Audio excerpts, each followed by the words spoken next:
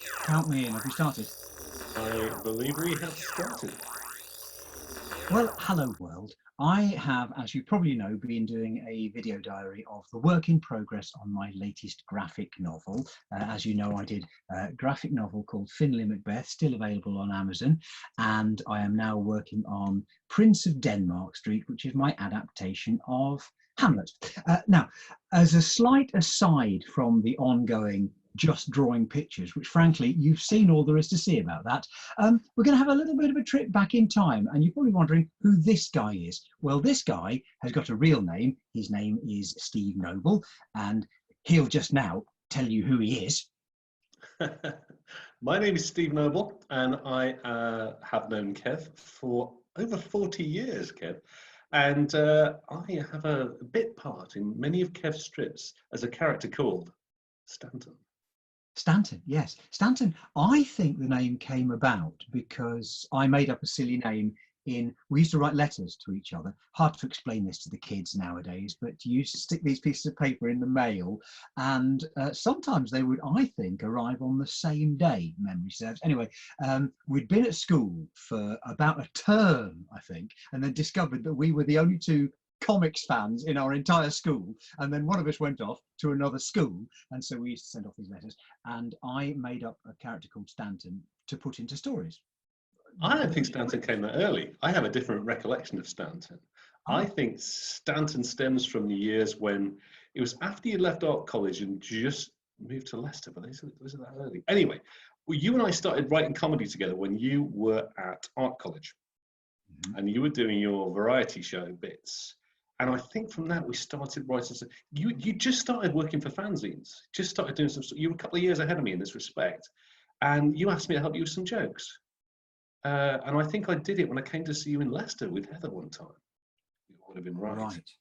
And I think it all came from there. There's how our faulty memories work. The fanzine of which Steve speaks, I shall show you the picture of the fanzine. Now, I can't find any of the actual columns from it. All I can find is this front cover. I find lots of front covers. This one's got my name on it. Kev Sutherland is mentioned down there under science fiction news for no obvious reason. And I did a strip in the back of that, which began in 1980, and it was called the Wednesday column. And in the Wednesday column, I would refer jokingly to my friend Stanton, which I think I'd referred to in our letters before. I don't know, maybe I hadn't. But anyway, Stanton was referred to, and then I came to draw Stanton. Stanton appears in drawings in the Wednesday column in Fantasy Advertiser, but I don't have any of them. Okay, well, while Steve looks for the picture, I've also got a picture which is lined up in the memory banks, the very first comic collaboration that we did together. And this was definitely back in school, and it was sort of the school magazine, and it was called Bander. And it was so called because it was printed on a thing called the Bander machine. Now, this is absolutely impossible to explain to the kids because it was a predecessor of photocopiers. And in order to do this comic strip artwork, you had to press through with the biro onto a sheet of like carbon paper. Then you wrapped it around a cylinder and it would churn out purple ink. Can I show the purple ink before we show your picture? Please do. I don't know if you found your picture yet, but here is the purple ink of a comic strip that we produced, and this is the copy of it that is stuck into my diary of the time from, as you can see, 1978. And there you see Steve Noble and Kev Sutherland, co-authors and layoutists of The Hawk in a story called Watery Grave. Do you remember it? I do, because we wrote that when you came to stay with me in Bristol. That's right, yes. And it had the well, Kev, do you think we could spoil it all these years later? The murder weapon.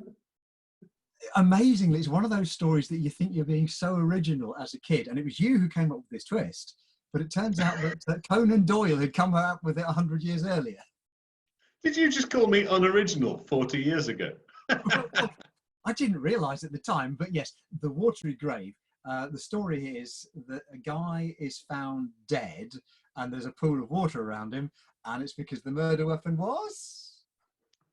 Icicle! It was an icicle! What a brilliant idea for a 15-year-old to have. Fabulous. So that was the very first thing that we did, and I drew it up for our school magazine. Yeah. Now, do you want to see what Stanton used to look like about this era? There you go. That was Stanton. That was the famous picture, which your other half recently retrieved. But also, I think there's an important part of this picture which should be commented on. And if I can just, you see, I don't know if you're seeing my mouse pointer. You see my mouse pointer. Now, there's a distinctive feature, Kev, which I did not recognise in myself in your earliest characterizations of Stanton. I used to think of myself as this young, sort of 1980s kind of trendy guy with me hen and haircut. And I'll get back this picture from Kev, which had this rather square-jawed chap with a monk's tonsure. And I'm not sure I recognised him, but I think I've got a picture of him somewhere as well. Well, the monk's tonsure hadn't appeared by then. That's 1982. You had that photo taken by your soon-to-be wife, Sarah. She took that very early photo. And of course, another thing that's hard to explain to the kids today, once you sent me the copy of the photo, you did not then own a copy of that photo. We would get one print of a photo, and if you sent that off, that was what you were left with. So are you seeing that tonsure in action then? This is well, at the moment I'm seeing a full head of hair, and I think in 1982 you had a full and proud head of hair. When Stanton appears in the Wednesday column, he starts appearing about 1985, and by that time you had started to thin on the top. Your wedding's 1986. You're being polite, I think. I took photos at your wedding. And that was the first time I'd taken a rather unkind photo of the top of your head from behind. And that was about the time that we realised, oh, Steve's hair's not as fulsome as it. Not as fulsome. You've always been an excellent caricaturist, obviously. It turns out I didn't need a great deal of caricaturing. You just pretty much drew what you see. Now that is from the Comic Assassins, then, is that? That is from the Comic Assassins. That is a year or two ahead. Wow. Oh, that was not flattering, was it? Mind you, I think I was supposed to be being smug at the time. So. Yeah, but look what I've done with those bags under the eyes. Wow. I mean, what a nice little nose you've got there. So that's in some ways. It was. Are you saying I don't have a little nose? Well, nobody's got a nose as little as that, have they? Yeah, I do wish I had more of these Stanton pictures to look at because they're interesting. The one that I've got, I think that's slightly kinder than Smug Steve or Smug Stanton, which we've just been looking at. And of course, I've drawn myself. I have made myself look like Robert Downey Jr. Crossed with every handsome film star. Whereas I'm looking like Father Brown. Yeah, actually, I've dressed you as a monk as well. You have dressed me as a monk. Ow! Yes. So, Stanton started appearing in the Wednesday column, a strip that we did in a regular fanzine called Fantasy Advertiser, and that ran for a few years from 1980 when I did the first ones, which didn't really have cartoons in, and then it became entirely comic strip, and then it fizzles out about 1987, 1988, I think. I think it's worth saying at that point, what you and I were massively influenced about that time. Brian Clark had asked us to do a pitch for Mad Magazine. Yes. New Mad. At some point. And we were reading old Mads. We were reading the Wally Wood, Super Duper Man, all that sort of stuff. And from there, we started to see how many jokes we could get in a panel. Now, I'm sure we started doing that on the Wednesday column. I think that was where we first started that. And I kind of missed that. You know, I really enjoyed writing comics in that style. And it really was, how can you get 3, 4, 5 gags in a single panel? And it was inspirational stuff. And that was, I think, what took the Wednesday column on to its next incarnation. Well, yes, the Wednesday column, which was parodies of comics because it was a comic-related fanzine. And then, and I can't remember quite how it came about, but the editor, John Freeman, was editing Doctor Who magazine, and we got the chance. I don't know if you started it off. No, you did. You submit. I don't know whether you submitted a couple of strips or whether John asked you to. Because once again, you asked me, you weren't being funny, Kev. You weren't being very funny, so you asked me in to write the jokes for you. That's right. I'm not a naturally funny person, so I always have to turn to someone else to do the heavy lifting. And so the strip which became known as the Comic Assassins, although it didn't start as the Comic Assassins. It started as one-off parodies of the Doctor Who stories that at that time, which is 1988, 1989, I think it continued to 1991, were being released on VHS. And John Freeman would send me early release copies of the VHS things that were about to come out. So I've got a pre-release Deadly Assassin, which may be where we got our name from, and the Five Doctors, which is the one that we've got that clip of. I don't know if you've got any others in your... I've got Ghostlight. Ghostlight, yes. Ghostlight was good because it was one that I enjoyed, one that I'd recorded off the telly.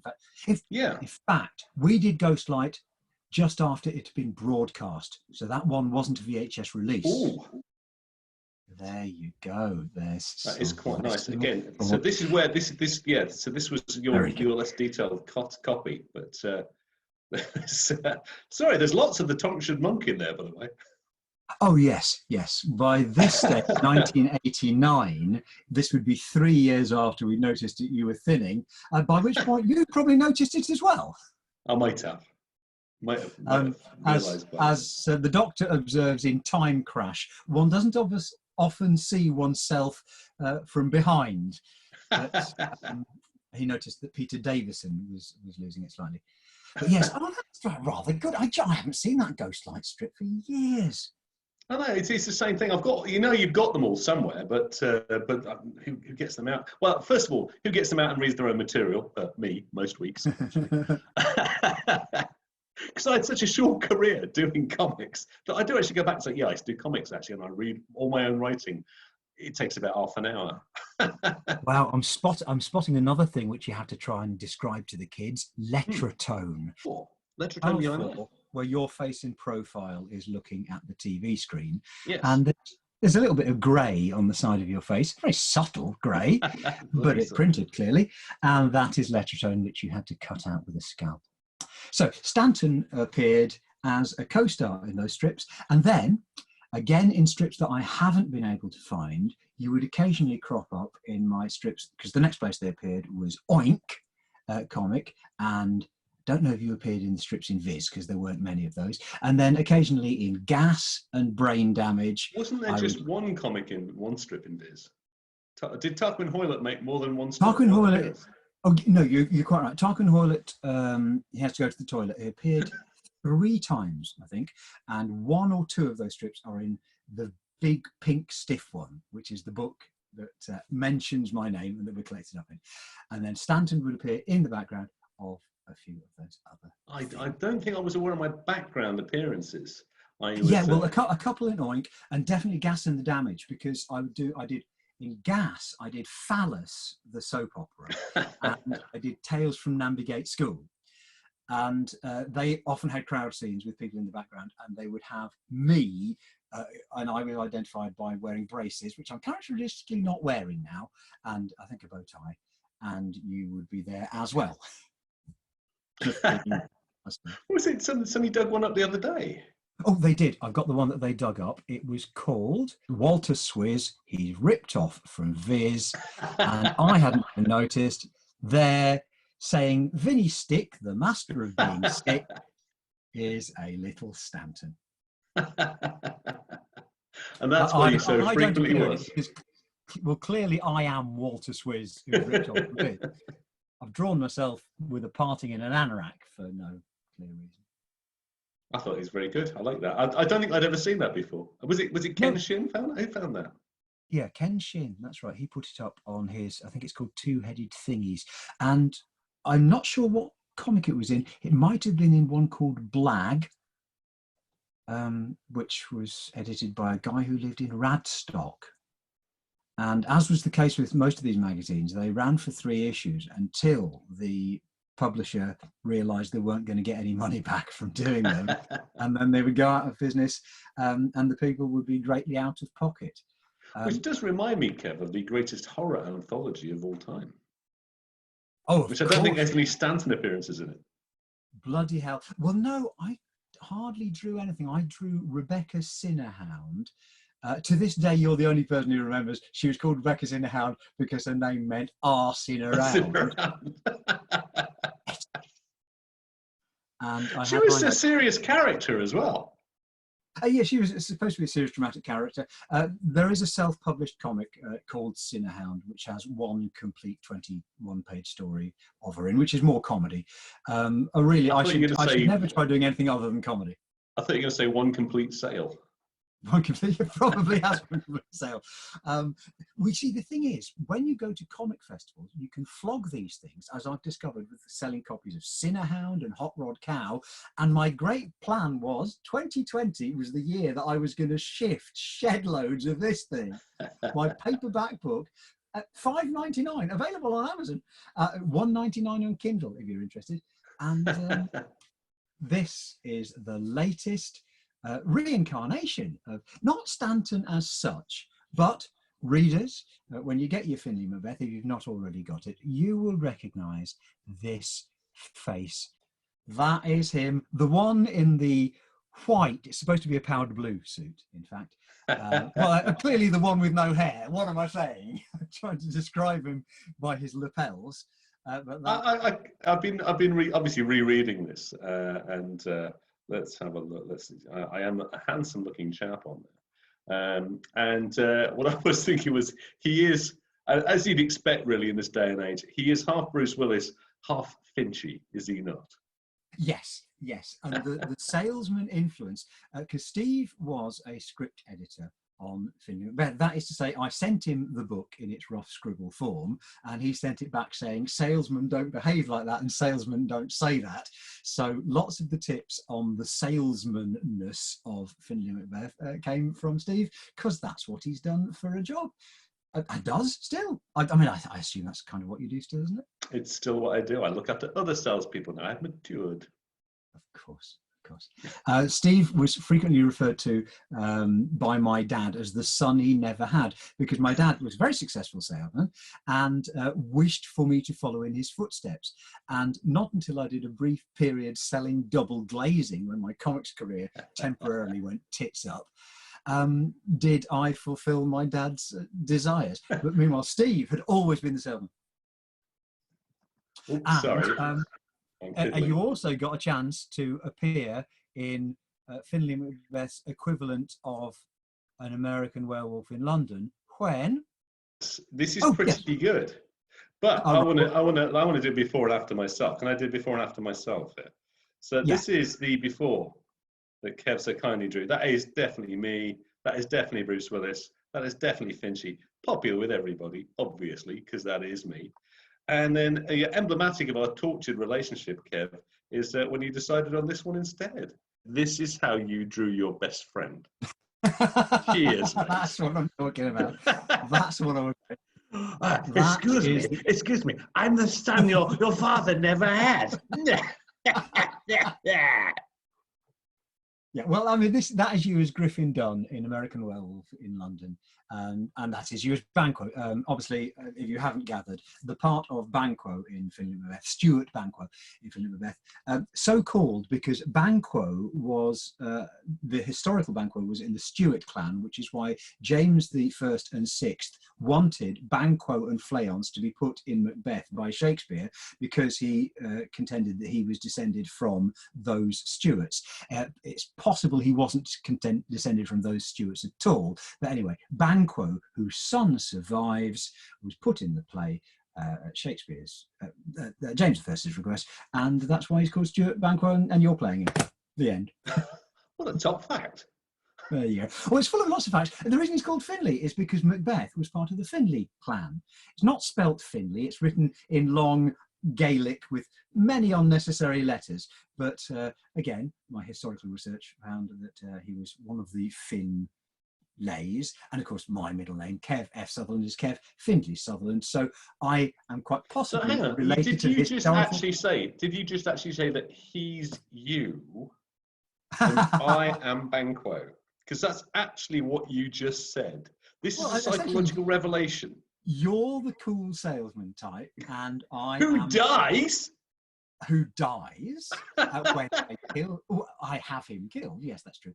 And I am the nerdy, wimpy, feeble kind, who also, spoiler alert, dies. if anybody's ever read the play, you can pretty well work out the fate of almost everybody. Although Hamlet. No. You were going to give a spoiler for something else then, weren't you? There's slightly spoilery twists ahead in Hamlet, but you'll have to wait to find those out. Have we covered the entire history of Stanton in comics? I think we have. I mean, I was going to kind of get into you and me and the way we've sort of worked on and off together over the years, which has been interesting because we've given each other leads into magazines and we worked together. We worked together a bit on Red Dwarf and bounced off each other. Discovered we were better solo acts than we were a double act. Oh no, I think a lot of our collaborations have turned out to be greater than the sum of their parts. Which is the way it should be. Exactly. I mean, our fantasy advertiser stuff and the Comic Assassins in Doctor Who played up to your skills as writing gags, and it showed up my inability to fit 20 panels onto a page. Turns out nobody can fit 20 panels onto a page. Either that or you have to draw them bigger. And 20 panels, or as we call it, 120 jokes in 20 panels. There were an awful lot of jokes in there. Do you know what I would suggest? If you were ever up for doing this again, I would find more pictures that cover the subject matter in hand. For example, our long stint on Red Dwarf, because our run on Red Dwarf lasted as long as our run on Doctor Who, certainly many more pages than our run. Yeah. And if it's not been discussed, it would be worth discussing with pictures. So that was it. That's you, me, Stanton, Kev F, the heroes of our own comic universe. I did notice the Kev F Macbeth universe going. The Kev F Shakespearean universe is starting to happen within your graphic novels. As my script editor has noticed, in Prince of Denmark Street, the characters from Findlay Macbeth do make an appearance, as does a certain artifact about which Steve has been very critical. There on the front cover of Findlay Macbeth, you see the Stanley knife. You're not a fan of the Stanley knife, are you? I'm bloody not a fan of the Stanley knife. The most useless implement of all time. Is this a Stanley knife I see before me? Yes, it is. Which is why a small rewrite was inserted into Findlay Macbeth. Findlay Macbeth originally has the Stanley knife with which he's going to do the murder, and then Linda Macbeth adds the line, "You'd better get a bread knife from the kitchen unless you're whittling them to death with that little thing." In Hamlet, however, a certain deed is done using the Stanley knife alone, and we found a way of making that work. I don't know how I'm going to get the Stanley knife into Merchant of Venice, but by God, I am. Well, he's going to take a pound of flesh just very, very slowly. I think we're going to call it a day there, and we're going to do this again if either of us can bear it. All right, mate. That was great. Good to talk to you. Thank you. Cheers. Cheers.